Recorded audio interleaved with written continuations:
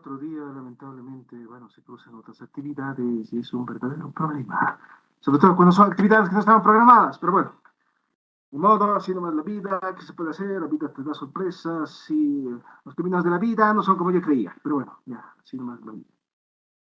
Entonces ahora sí, avanzaré lo que tengo que avanzar. Y bueno, dos cosas. En primer lugar, bueno, como el viernes no hemos pasado clases, vamos a tener que recuperar esa clase. Les he dejado tarea. Tienen que colgar este día de mañana con relación a esta propuesta de reordenamiento vial. Y lo otro que tienen que presentar hasta el siguiente lunes es el segundo avance del trabajo final, porque ya tienen que presentar esto de una buena vez. Para que quede claro, en relación al trabajo final, ustedes han identificado qué cosa, objetivos estratégicos. Pero han identificado varios. Aquí hay un ejemplo, ¿no? Que es lo que habíamos visto la otra vez. Tenemos un objetivo, mejorar el acceso a la justicia para los sobrevivientes de violación en situación de conflicto. Perfecto. Es un objetivo válido, ya lindo. De este objetivo se desprende una serie de actividades o acciones, ¿no? O como lo quieren llevar, o tareas. Puede ser un montón de cosas, ¿no? Porque el lenguaje es así. Puede ser dúctil, podemos colocar un montón de palabras para indicar básicamente la misma cosa, porque así funcionan las palabras y podemos jugar con ellas. En fin, actividades, tareas, acciones, lo que vean conveniente. Pero estas actividades, acciones o tareas están relacionadas directamente al cumplimiento del objetivo y por eso están directamente relacionados con los indicadores. Eso es algo importante, ¿no? Tiene que estar relacionado con los indicadores. Entonces, ¿cuál es la primera actividad? Dice, facilitar el acceso a las redes de asistencia legal. Ah, ya. El indicador es porcentaje de personal del Departamento de Asistencia Legal del Ministerio de Justicia capacitados en los principios del imperio de la ley, derechos humanos, de violencia de género. Entonces, ¿qué es lo que tienen que hacer ustedes? Para cada objetivo tiene una serie de actividades. Lo que tienen que hacer es detallar en qué consiste esta actividad. Dice facilitar el acceso a las redes de asistencia legal. Así como está, es un título, que no dice gran cosa. El indicador eh, genera una información suplementaria, que es la capacitación. Ahora, para que esto quede claro dentro de cualquier documento que ustedes presenten, pues hay que detallar en qué consiste todo esto. Facilitar cómo. En este caso, capacitando. Ah, ya, pero ¿en qué va a consistir esa capacitación? Y eso es lo que tienen que hacer. Tienen que detallar. Toda la capacitación va a contar con 3 módulos durante 6 meses y vamos a tener tal número de horas académicas. Este es el temario. Se ha contratado a tales personas que van a dictar estos talleres o estas capacitaciones. Se esperan los siguientes resultados y van detallando para que las cosas no queden en el aire, porque al fin y al cabo es muy fácil enunciar cosas.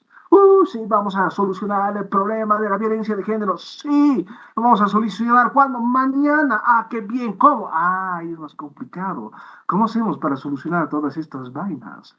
Entonces, para evitar que finalmente caigamos en la mera abstracción teórica, entonces esto tiene que ser real. Entonces, si vamos a capacitar, ¿cómo? Hay que detallar esto, no en un cuadro, sino así ya en texto, ¿no? Vamos a ponerlo bien bonito. Vamos a capacitar de la siguiente manera, ya, la capacitación consta de 3 módulos, ya. ¿En qué consiste? Módulo 1, ya, ¿qué cosa? Acercamiento a la violencia de género. Vamos a explicar qué cosa es la violencia de género, por qué es importante. Segundo módulo, prevención. ¿Cómo prevenimos? ¿Por qué prevenimos? En fin, todo. Tercer módulo, prevención. ¿Cómo prevenimos? ¿Qué vamos a hacer? ¿Cuáles son los mecanismos de alerta temprana? Así, de simple. ¿Cuánto tiempo va a durar todo esto? 6 meses. Perfecto. ¿Quiénes van a realizar la capacitación? Las siguientes personas que son expertas en el tema. Porque es lo que manda la normativa, hay que contratar siempre gente experta. Aunque sabemos bien que nos contentamos con la gente que encontramos pues por ahí, ¿no? Es mi caso, ¿no? Yo andaba feliz y contento un buen día y me dicen, ah, necesitamos urgente un docente de recursos humanos, ¿tú puedes? Yo, sí, ya, está bien, ya, entonces vos, ya, anda a hablar con el coordinador, vas a empezar mañana, y así nomás es la vida. No, así es la vida te da sorpresas, la vida es así, y uno tiene que estar preparado para todas estas cosas. Ahora queda el asunto que a veces pues, no queda más que convertirse en especialista en una noche. Y yo no, estudia, ¿no? Esa vez que a mí me dijeron, ya tienes que dar cursos de recursos humanos, yo tenía una idea, ¿no? De lo que eran los recursos humanos, pero tuve que volverme experto en una noche. Pues me leí el asunto, yo organicé mi plan de trabajo, todo sea bien bonito. Al día siguiente estaba embarcándome a provincia a dar clases de recursos humanos. En fin, entonces tengan en consideración esas cosas. Y bueno, entonces tienen que detallarlo de la mejor manera posible. No tiene que estar bien detallado, pero tampoco tiene que ser información superflua. No se olviden que existe un principio bastante canónico dentro del lenguaje que es la economía del lenguaje. ¿Y por qué se habla de economía del lenguaje? Porque el lenguaje evoluciona de tal manera que ahorra recursos. Es decir, con menos puedo decir más. Esa es la idea. La idea no es solamente hablar por hablar o dar vueltas en la misma idea o escribir por escribir y alargar las cosas como si fueran chicles. La cosa es simplemente decir algo que sea entendible y tenga relación con las cosas que estoy desarrollando. Eso es lo importante. Entonces, tengan mucho cuidado. Entonces, de eso se trata, ¿no? Ya. Dos, dice, promover la reconciliación y la confianza mediante la mejora de los vínculos entre interesados locales. Igual, eso es un título abstracto. ¿Qué cosa es promover la reconciliación y la confianza mediante la mejora de los vínculos entre los interesados locales? Así como está, no dice nada. Y por lo tanto, hay que explicar para que las cosas queden claras, porque las personas son brutas, entonces hay que explicarles con mucho detalle en qué consisten las cosas, porque si no, no avanzamos. No podemos dar por supuesto que la gente ya ha entendido. No, pero esto se entiende, todo el mundo sabe. No, no todo el mundo sabe. Y por eso hay que explicarlo. Y por más que las cosas parezcan simples, nada lo es en realidad. Todo es complicado y complejo. Ya. Indicador para esta vaina, número de talleres. Ya. Entonces, primero capacitación, segundo taller. Ajá, entonces, segunda actividad que vamos a hacer, vamos a hacer un taller organizado aquí a mejorar los vínculos entre trabajadores de la salud, las redes de asistencia local, asociaciones de abogados, ya, taller. ¿Cómo se va a realizar el taller? Porque, bueno, una cosa es la capacitación y otra cosa es el taller. La capacitación funciona de esta manera, no pueden ser módulos. ¿Qué cosa es un módulo? Vamos a desarrollar un temario fomentando siempre la mayor participación. El taller es haciendo, no se hacen las cosas, ese es el taller. Entonces, ¿qué vamos a hacer? Ya vamos a poner estos actores en un espacio físico para que puedan dialogar y puedan encontrar soluciones. Entonces, ¿qué vamos a presentar? Vamos a presentar casos prácticos para que los interesados puedan desarrollarlos adecuadamente.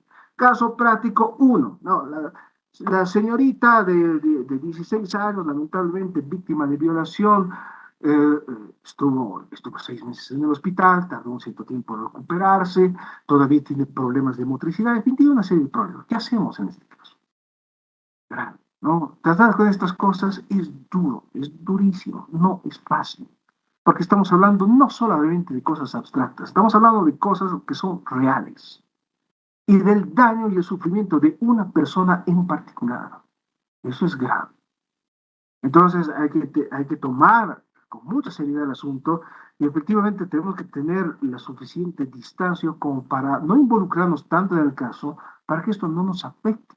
Para mí es extremadamente complicado porque soy demasiado sensible, soy demasiado llorón. Entonces, no, yo veo estas cosas y me duele profundamente. Me hiere en lo más profundo de mi sensibilidad y por eso no me gusta tratar de esto, prefiero desarrollar cosas más abstractas, ¿no? Democracia intercultural, por ejemplo. Ah, sí, vamos a hacer talleres, capacitación y todo eso, ya más bonito, ¿no? Esto es duro y es la realidad de todos nuestros días. Y no sé, tal vez ustedes alguna vez recopilen testimonios. Lo peor es eso, ¿no? Tener que escuchar a la víctima y copiar el testimonio, porque es crudo y muchas veces muy detallado. Y es complicado asimilar todo eso. Entonces hay que encontrar las formas de que finalmente estas cosas que son muy duras y complicadas no nos hieran y no nos involucremos de manera sentimental en todo esto. No siempre vamos a trabajar de la manera más profesional posible, efectivamente guardando un mínimo de distancia, siempre en el marco del respeto y la cordialidad, de lo que quieran o lo que quieren llamar, pero es importante establecerlo de esa manera. Eso es, por un lado. Entonces, talleres, ¿no? Entonces, así, vamos a presentar casos prácticos. Caso uno, caso 2, caso 3. ¿Cuánto va a durar? Ya puede ser 3 meses, puede ser algo más corto. ¿Por qué? Porque un taller es práctico, ¿no? Se hacen las cosas ahí mismo, ¿no? Ya no se lleva teoría, es hacer las cosas. La gente ya sabe. Ahora tenemos que hacer. Tenemos que dar una solución a un caso en particular de manera hipotética para ver y evaluar qué cosa, cómo estas personas, estos actores están relacionándose entre sí, de qué manera están tomando decisiones, cómo están llegando a conclusiones, de qué manera están trabajando en equipo. Y eso es importante. ¿Para qué? Para que en el momento de la evaluación podamos ver dónde está fallando, qué falla en realidad. Y es ahí donde vamos a intervenir, ¿no? Eh, dos, tres, ya. Crear conciencia del imperio de la ley y de los derechos humanos. Complicados. Crear conciencia. ¿Cómo vamos a crear conciencia? Complicado. Entonces, aquí, ¿qué cosa es? Número de sesiones para la concientización. Esto es sesión. ¿Qué cosa es una sesión? Es una charla. Ya vamos a sentarnos en una mesa y vamos a charlar. Ya, tenemos sesión. A ver, vos, Pepito, contanos tu vivencia y tu experiencia aquí frente a todo el mundo. ¿Has tenido alguna vez algún problema de violencia de género? Y a partir de eso vamos a ir construyendo ideas. La sesión siempre es un poco más informal y se estructura a partir de una charla direccionada, ciertamente. Entonces hay un moderador, el moderador va dando tópicos, ¿no? Para que la gente pueda hablar y pueda interactuar siempre en el marco del tema que nos incluye, en la ley, derechos humanos, violencia de género. Entonces, a ver, y así pues, vamos, ¿no? En el supuesto. A ver, tú, fulanita, ¿estás familiarizada con la ley de tantos de violencia de género? Y de esa manera vamos hablando, ¿verdad? Si la gente no está familiarizada, entonces le explicamos, ¿no? Que en qué consiste la ley, por qué se echó la ley, por qué es importante conocerla y todo lo demás. Los derechos humanos, de qué manera justamente la violencia de género contraviene a los derechos humanos. Eso también hay que explicarlo y vamos charlando. Y de esta charla van a ir surgiendo ideas y elementos. No se olviden, es importante darle confianza a la gente para que la gente suelte, porque en el momento en que la gente tiene confianza, hasta va a ser un chiste. Y los chistes, hay nomás cositas de fondo. Entonces, hay que saber identificar todos estos patrones de comportamiento, el vocabulario que la gente utiliza, la manera como se comporta, de todo eso, para identificar posibles rasgos de violencia de género.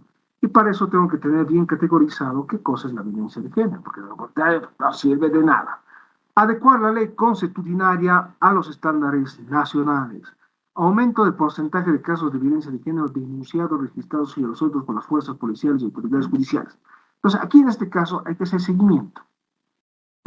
¿Qué significa ese seguimiento? Que justamente voy a tener que ir a las oficinas del orden público, a las oficinas de la policía. A ver, ¿cuántos casos de feminicidios se han reportado en el mes? Ya, se han reportado 38. Qué difícil. Si se reportan 38 al mes, es una situación dramática. Ya, ya, podemos decir menos, 5 casos al mes, ya. Algo más realista. Hemos tenido 5 denuncias relacionadas a violencia de género. Pondremos así, de manera general, no solamente feminicidio, violencia de género. 5 casos denunciados. Y de estos 5 casos denunciados, ¿qué se está haciendo? ¿Se está siguiendo el procedimiento o no se está siguiendo el procedimiento o solo ha quedado como una mera denuncia? Y finalmente, ya, solo hacemos el primer mes. El segundo mes vamos a verificar qué ha pasado con estos casos. ¿Están funcionando? ¿Ha habido avance en estas denuncias? ¿Se han identificado los autores potenciales o no? ¿Ya el autor está en detención preventiva o qué sé yo? Y así vamos a ir verificando mes a mes cómo esto está evolucionando para poder evidenciar en el lugar de los hechos si efectivamente entre la denuncia y finalmente la sentencia ejecutoriada se han logrado seguir los pasos habituales, el procedimiento habitual y si hay mejora. Ese es el asunto. Entonces, igual tenemos que trabajar con las autoridades judiciales, entonces hay que ir a los juzgados y preguntar en los juzgados, a ver, ¿qué hacemos? ¿Cuántas personas, o sea, cuántos de estos juicios, cuántos de estos procesos judiciales están relacionados con violencia de género? Y hay que establecer y hay que hacer seguimiento, cuánto tiempo duran estos juicios, cuánto tiempo dura todo este procedimiento y cuántos de ellos tienen sentencia, ¿no? Eso es importante y este sí es un trabajo ya de largo alcance, no es algo inmediato. Hacer una capacitación, hacer un taller o hacer una sesión, son cosas inmediatas y se pueden hacer en el curso de un año. Esto va a requerir varios años de desarrollo. Y esto es mucho más complicado. Entonces, lo que yo espero que puedan realizar en el segundo avance, en el trabajo final, es ir detallando estas actividades, ¿no? ¿Qué cosa van a hacer? ¿Cómo lo van a hacer? ¿Por qué lo están haciendo? ¿Con la ayuda de quién? ¿Cuánto tiempo va a durar? ¿Y por qué están haciendo, por qué lo están encaminando de esta manera? ¿Quieren hacer capacitación? Ya, está bien. ¿Qué es la capacitación? ¿En qué va a consistir? ¿Cuánto tiempo va a durar? ¿Quiénes van a dictar estas capacitaciones? ¿Va a ser capacitación a todo el mundo? ¿Va a ser simplemente restringida a un grupo de funcionarios? ¿A personas muy encaminadas? En fin, se organiza de la mejor manera posible. Entonces, eso es importante. Entonces, eso es. De cualquier forma, si es que tuvieran dudas, cualquier tipo de duda, me consulten. Ya esta semana estoy un poquito más aliviado de las tareas que estábamos realizando.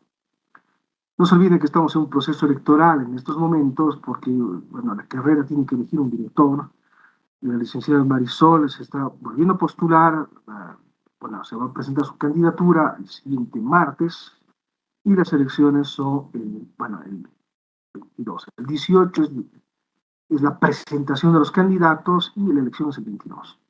Entonces, como ustedes entenderán, que son procesos electorales que requieren movilización, entonces estamos un poquito atareados en el asunto y desde luego requerimos también el apoyo de todos los estudiantes, porque al fin y al cabo todos trabajamos para el beneficio de la carrera, ¿no? Ese es nuestro objetivo, no para que una persona brille, simplemente para que tenga mejores resultados. Esa es la idea, buscamos mejores resultados.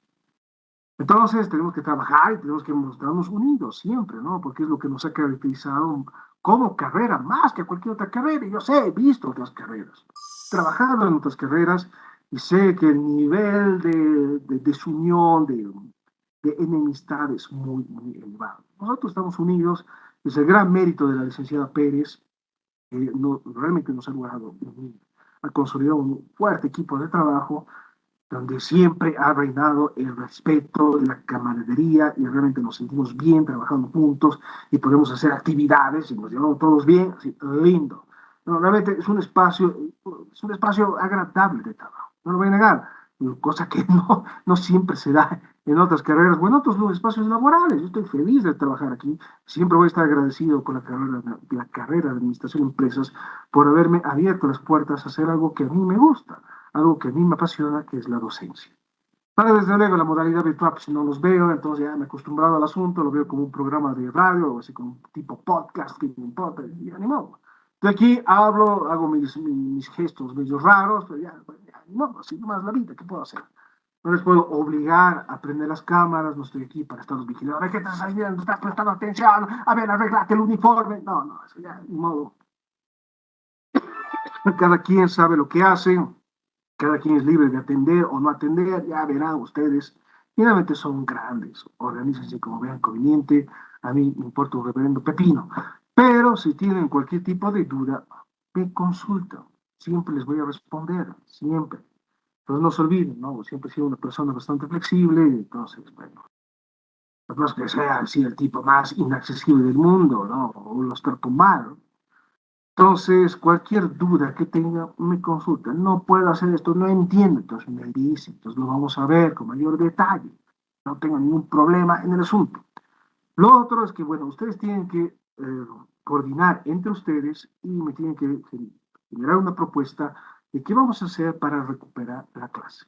Se puede hacer cualquier cosa, o sea, podemos hacer como la otra vez, nos quedamos media hora más, podemos fijar un día y una hora precisa para recuperar la clase, podemos hacer una convivencia, qué sé yo, para vernos las caras y por lo menos charlar un ratito, aunque sea de manera un poco más informal. Ya ustedes verán, hagan una propuesta y lo sometemos a consideración. Entonces, esto es lo que tienen que hacer. Espero que sean muy serios, muy responsables, detallen las cosas, sean claros y precisos No se olviden de siempre implementar la economía en el lenguaje, porque el lenguaje, de manera evolutiva, ahorra recursos. Así es, así no va la vida. Ya, ya. Entonces, ya, cerramos este asunto. Espero que esté claro. Digo, si la información está clara, pues lo volvemos a comentar, lo volvemos a charlar y bueno, eso. Ya, entonces, bueno, ya hemos visto que son los desafíos de la gestión pública, prevén el clientelismo, la prebenda es ganar mucho, siendo un poco, el clientelismo es esta red de amigos, el favoritismo, compadrazgo, como lo quieren llamar, pero es esto, así funciona, quieres un trabajo, pues tienes que tener un amigo, así funciona, y así ha funcionado justamente todo el aparato público durante muchísimos años. Ah, ¿quieres trabajar aquí? Primero, tengo que conocer a alguien que esté trabajando de ahí dentro, ¿no? Ese alguien me va a jalar. Una vez ahí dentro, entonces van a venir los del partido, a ver, ¿y usted qué cosa? ¿Dónde está su carnet de militancia? ¿Dónde está su aporte voluntario? A ver, ¿qué ha pasado? Entonces, es complicado y eso no está bien, ¿no? Lo que debe prevalecer siempre es el mérito. Patrimonialización es utilizar los bienes del Estado como si fueran propios. La verticalidad en el ejercicio del poder es cuando se toman decisiones de manera arbitraria, es una cúpula allá arriba que toma decisiones que se implementan a todos los demás, ¿no? Como lo que estamos viviendo en estos momentos, ¿no? Al presidente o al grupo que está ahí cercano al presidente se le ocurrió, ya no vamos a hacer censo, no alcanzamos, no es técnico. Y la palabra técnico se ha utilizado mucho todo este tiempo, ¿no? No es técnico, técnicamente técnicamente lo técnico es técnico. Entonces, se ha hablado mucho de todo esto, pero bueno, no deja de ser una decisión política y no deja de ser una decisión que se ha tomado de manera arbitraria. Es la verticalidad en el ejercicio del poder. No le hemos consultado a nadie. Hemos decidido así como así que no, el censo no se va a realizar este año, lo sentimos mucho, pese a que nos habían dicho, sí, el censo está totalmente garantizado, no se preocupen, pierdan cuidado, el SAS no hay censo. Entonces, eso es la verticalidad en el ejercicio del poder. Lo mismo pasó el año 2016, hubo un referéndum y claro, los dos salieron a la palestra pública. No, si gana el no, nos tenemos que ir calladitos, ¿no? Vamos a respetar los resultados, ¿no? Al día siguiente, conferencia de prensa, y me acuerdo muy bien, porque justamente el corresponsal de la BBC era un amigo mío que, bueno, lamentablemente ya falleció a raíz del COVID, pero bueno, era corresponsal de prensa y me acuerdo muy bien de ese momento, ¿no? Y le pregunta, a ver, señor Evo Morales, ¿usted va a respetar el voto del censo? Ay, ¿qué es esa pregunta? Que, bien, que es malintencionada, que tienen ganas de provocarnos. Y hemos dicho, respetamos, respetamos. Acabó. ¿Y cuál es el resultado que hemos tenido? No, otra vez postulación de Evo Morales, igual verticalidad en el ejercicio del poder. Es así, no se ha consultado a nadie. Sí se consultó, se desconoció la consulta, ¿qué me importa? Yo voy a ser candidato porque voy a ser candidato y lo siento mucho. Si no les gusta, pues qué pena. Entonces, eso no está bien, ¿no? Todas las decisiones públicas tienen que ser resultado de un acuerdo, de una negociación, por lo menos de un diálogo entre los diferentes actores políticos. De lo contrario, pues el sistema no funciona. Cooptación de cargos públicos resulta muy ligado al clientelismo, es decir, los cargos públicos se van a repartir en función de lo que dice una cúpula directiva. Es decir, se lanzan las convocatorias, está bien, pero ya sabemos quién va a ganar la convocatoria. Ya sabemos, la convocatoria es simplemente una formalidad que tengo que realizar. Nosotros, bueno, con un grupo de amigos tenemos una consultora de donde, bueno, políticas, ¿no? Entonces hay convocatorias, ¿no? Lanzan de manera constante convocatorias para hacer estos planes, ¿no? Los planes, hacer consultorías y demás. Ya, está bien, lindo, bonito. Entonces, efectivamente, al principio sí había mayor competitividad y a veces sí ganábamos más, ¿no? Hicimos algunos proyectitos, todo bien bonito, pero después, ¿no? Ya ahorita es bien complicado. ¿Quiénes se ganan todos los proyectos? Pues personas que son afines al partido de gobierno y es así nomás. Y no lo digo porque sea una pitita o un jailón desgraciado o qué sé yo. Lo digo porque es lo real, ¿no? Lo he visto, lo sigo viendo, lo palpo todos los días y es un problema enorme. Cooptación de cargos públicos, caudillismo es justamente esta dependencia casi patológica al líder, ¿no? Un líder supremo que viene con su gloriosa mirada, con su barba bien bonita, en fin, nos fascinan los líderes. Estamos esperando que llegue este líder extraordinario que va a salir y va a reestructurar Bolivia el solito, ¿no? Cosa que no va a acontecer.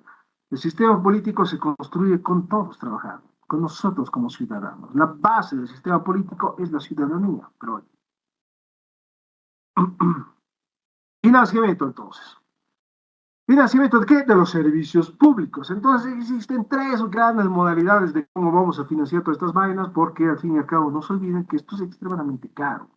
Tener un servicio de energía eléctrica no deja de ser extremadamente caro porque hay que hacer mantenimiento.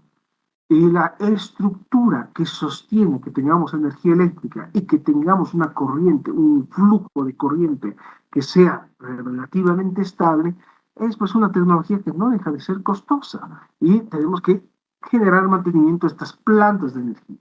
Y tenemos que constantemente aprovisionar energía porque es uno de los grandes problemas por el hecho que consumimos mucha energía todo el tiempo. Todo funciona con energía. En la situación hipotética que efectivamente dejemos de, haya un apagón total, que es finalmente uno de los riesgos que hoy en día se está tomando en consideración. Justamente el otro día leí en estos artículos de curiosidades y demás cosas que Austria es el único país que sí está, tiene un plan de contingencia en caso de apagón total. Es el único país. Y sí lo percibe como una amenaza real. Entonces, efectivamente, las probabilidades de tener un apagón total son bajas, son muy escasas, pero es una posibilidad entre muchas otras. Y desde luego que hay que prever esta situación. ¿Qué pasa si tenemos un apagón total? Pues nuestros modos de vida van a cambiar. Y si este apagón total se generaliza por un par de semanas, pues esto va a generar una situación de caos enorme y extraordinaria. Va a ser terrible. ¿No? Esto va a generar el colapso mismo de los gobiernos. Entonces hay que estar preparados para todo tipo de eventualidad, por más pequeña que ésta sea, ¿no?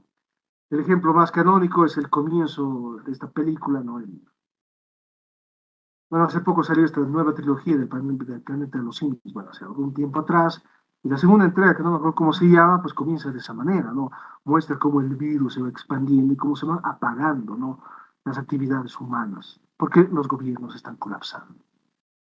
No hemos llegado a eso, pero sigue siendo una posibilidad. Entonces hay que tener cuidado y hay que prever qué vamos a hacer en caso de la situación, ¿no?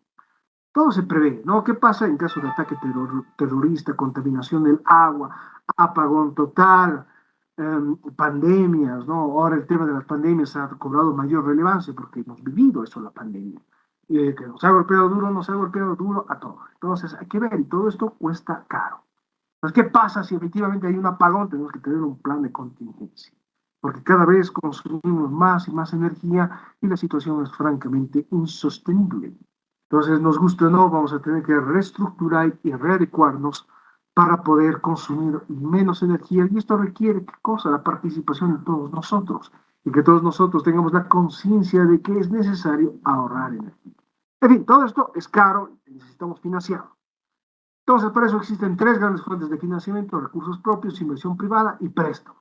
Recursos propios es cuando el Estado tiene reservas, nosotros teníamos reservas internacionales y las vamos a utilizar justamente para pagar estos servicios, para pagar el mantenimiento y todo lo demás. Inversión privada, como el Estado a veces no tiene la suficiente capacidad de seguir manteniendo estos servicios, va a recurrir a la inversión privada y es lo que ha pasado justamente en el mundo a partir de los años 80.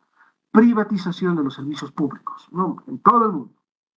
En Bolivia entramos en la privatización de los servicios públicos, se vende la empresa pública de electricidad, se van a fundar compañías eléctricas que son locales con un encarecimiento de las tarifas de electricidad. Se lo han vuelto a renacionalizar, pero bueno, las tarifas nunca bajaron, ¿no? Las tarifas siguen subiendo. Pero bueno, y lo otro son préstamos, porque finalmente ni los recursos propios ni la inversión privada pueden cubrir la inmensa cantidad de recursos que esto requiere. Y muchas veces hay que recurrir a préstamos, ya sean internos o externos. El que tenemos que prestarnos, hay que prestarnos. Esto va a explicar el aumento de la deuda externa y de la deuda interna. Y Bolivia tiene una deuda interna enorme, ¿no? Ustedes me dirán, pero los Estados Unidos también tienen pues deuda. Sí, claro que tienen pues deuda. Pero no sé qué cosa he hecho. Sí, entonces, claro, los Estados Unidos también tienen deuda, pero y siendo la principal economía del mundo. No nos podemos comparar. Que ellos tengan deuda no es tan problemático. Que los chinos tengan deuda tampoco es tan problemático. Que nosotros tengamos deuda, pues sí es problemático. Porque nos guste o no. El otro día igual veía cifras. Finalmente, nuestro nivel de desarrollo equipara a muchos países africanos. Por ejemplo, el Camerún está más desarrollado que Bolivia, nos guste o no. Entonces, es que hayamos crecido, esto es parte de la propaganda. Yo tengo un amigo que es súper de izquierda, me dice, no, el cerco mediático está ahí, nos han vendido durante años que hemos crecido extraordinariamente, que tenemos muy buenos resultados en lucha contra la pobreza y todo lo demás. Sí, pero en términos comparativos, esa es otra cosa, ¿no? En términos comparativos, no, pues seguimos en lo mismo. Y el ejemplo que siempre suelo poner sobre la mesa es, hace 40 años, 40, perdón, voy a tratar de hablar bien. Hace 40 años, nosotros como país éramos pobres y corruptos. Hoy en día, 40 años después, entre 1982 y 2022, pues seguimos siendo un país pobre y corrupto. Entonces, mucho cambio no ha habido. Este año, en octubre, es octubre conflictivo y estamos en medio de conflictos cada vez más graves. Esto se va a resolver porque ya es insostenible, se va a tener que llegar a un acuerdo, pero nada garantiza que el acuerdo se cumpla. Es muy probable que efectivamente ya se ceda y se diga ya, va a haber censo en 2023. Va a llegar el 2023, ¿saben qué? Por cuestiones técnicas no vamos a poder hacer el censo. Y otra vez va a haber despelote, pero bueno. Entonces, en 1982 volvemos a la democracia, en octubre de 1982, cuando finalmente el último de los presidentes militares le entrega el bastón de mando al presidente electo en 1980, que nunca pudo ejercer, nuestro buen amigo, el conejo Hernán Siles Suazo. 40 años de democracia, con altos y bajos, grandes problemas. Pero ¿qué cosa ha cambiado realmente? Y es lo que tenemos que pensar y evaluar de manera muy clara. El problema de la corrupción sigue ahí, sigue presente, no lo hemos superado. El problema de la institucionalidad sigue ahí, sigue presente, tampoco lo hemos superado. El problema de la verticalidad en el ejercicio del poder, que se ha identificado como un enorme problema desde los años 60, pues sigue siendo un problema hoy en día. Efectivamente, si bien Bolivia tenía altos índices de mortalidad infantil en los años 80 y hemos progresado enormemente, el resto del continente también lo ha hecho.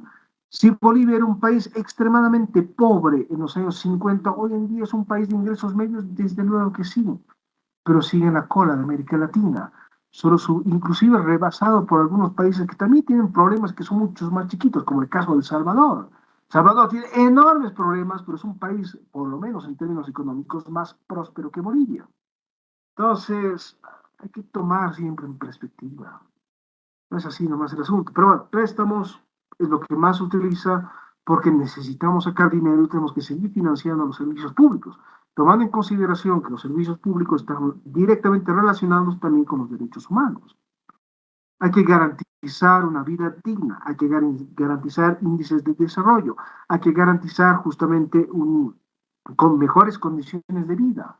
Y para eso necesito tener servicios básicos, ¿no? Energía eléctrica, agua potable, saneamiento básico, cuando menos eso. Financiamiento interno. Entonces, el financiamiento interno en regla general implica tres cosas. En primer lugar, tenemos el problema del gasto público.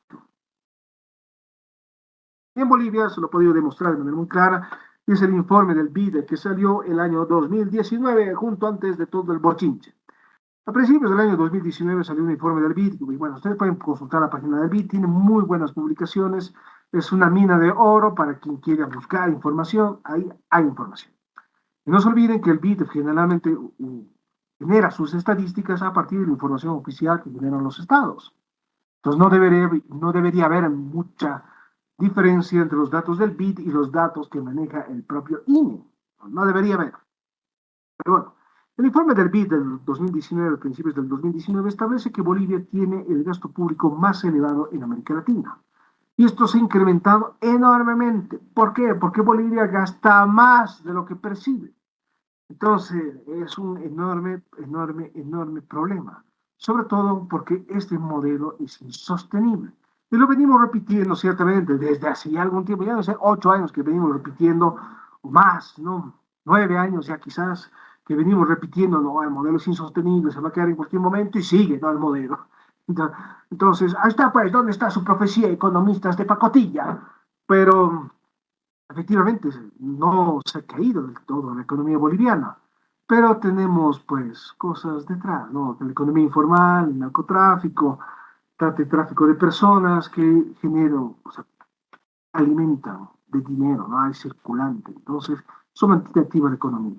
Pero el gasto público se ha disparado, eso es evidente, se gasta mucho más de lo que se percibe y esto es un problema enorme. Tenemos un déficit gigantesco y llegar a un cierto momento, pues vamos a tener problemas para pagar sueldos y salarios. Eso es bastante claro. Y el BID, ya lo decía, Bolivia está gastando mucho.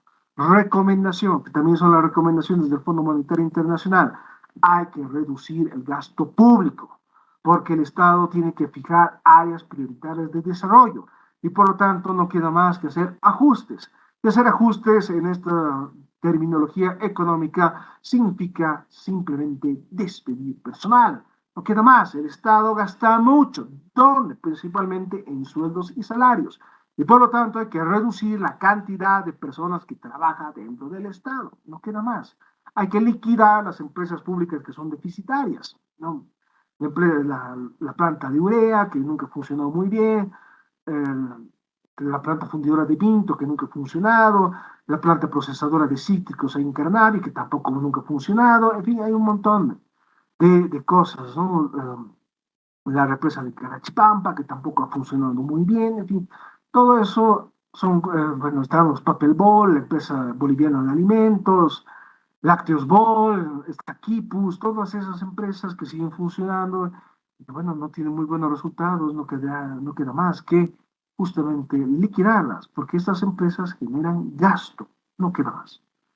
¿Qué más? ¿Cómo funciona el financiamiento interno a través de subsidios, ¿no? Y es cómo funciona justamente EVA, ¿no? Por ejemplo, para, o sea, la empresa boliviana de alimentos, ¿no? Para garantizar un precio justo. Porque no se olvide que hay especulación, los precios se acomodan en función a la ley de la oferta y de la demanda.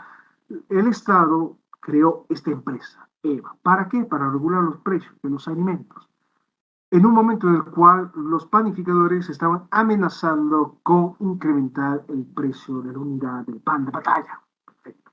¿Qué significa que suba el precio del pan de batalla? Significa que esto va a generar una escalada, ¿no? Un efecto dominó, donde todo lo demás va a subir, nos guste o no. Entonces, para evitar esa situación y que nos vayamos al diablo, pues el gobierno dijo, ya, vamos a crear esta empresa de alimentos para garantizar el precio justo. Pero para garantizar este precio justo, que es un precio por debajo de los costos del mercado, pues el Estado pone dinero y eso genera el gasto público. No se olviden que hasta el día de hoy el combustible está siendo subvencionado. Eso no ha cambiado desde tiempos inmemoriales, desde prácticamente los tiempos de la Revolución Nacional. Eso no ha cambiado. Y la gasolina sigue siendo subvencionada. Los hidrocarburos siguen siendo subvencionados y por eso tenemos precios los más baratos en América Latina. Por eso hay tanto contrabando, ¿no? De gas licuado, por ejemplo. Hacia el Perú, por ejemplo. Es enorme el nivel de contrabando que hay contrabando hormiga, como se le suele llamar, porque es una persona, ¿no? Que va con su carretita, lleva una garrafa, vuelve con su carretita, lleva otra garrafa y así está todo el día. Y así se genera contrabando. Y como ese individuo, como ese infeliz desgraciado, hay miles de personas porque venden un precio altamente atractivo. Por un lado. Entonces, vamos a tomar en consideración justamente todas estas subsidios. La gasolina en Bolivia, bueno, los hidrocarburos en Bolivia están subsidiados, es decir, que para garantizar el precio, el Estado paga la diferencia. Sí, sí, bueno, ustedes saben, además están viendo finanzas públicas, y han visto finanzas públicas, entonces deberían saber, no, yo no soy especialista en nada de eso, simplemente doy algunas pautas para seguir reflexionando con relación a toda esta regla. Lo otro es lo que se conoce como congelamiento de tarifas, es decir, las tarifas no van a subir, ni van a bajar, se van a mantener estables, como es el caso del precio del gas licuado, el que nos llega justamente aquí en cañerías hasta nuestras casas. De momento seguimos pagando una tarifa única. Entonces, esa tarifa única es justamente un congelamiento de tarifas, no ha subido ni ha bajado, es una tarifa única para todos, consumas lo que consumas, consumes más, consumes menos, consumes lo que veas conveniente. Yo pensé que no era así, pero es bastante claro. Uno revisa las facturas, siempre son los mismos 8 bolivianos, todos los meses, 8 bolivianos. Ya. Tanto así que no, hasta se olvida pagar, ¿no? Pero bueno. Congelamiento de tarifas, entonces también a la larga esto es insostenible, porque justamente para mantener congelada la tarifa, el Estado tiene que pagar la diferencia. Lo mismo pasa con el tipo de cambio. El tipo de cambio se cotiza en función a la ley de la oferta y la demanda, en función a cómo la moneda boliviana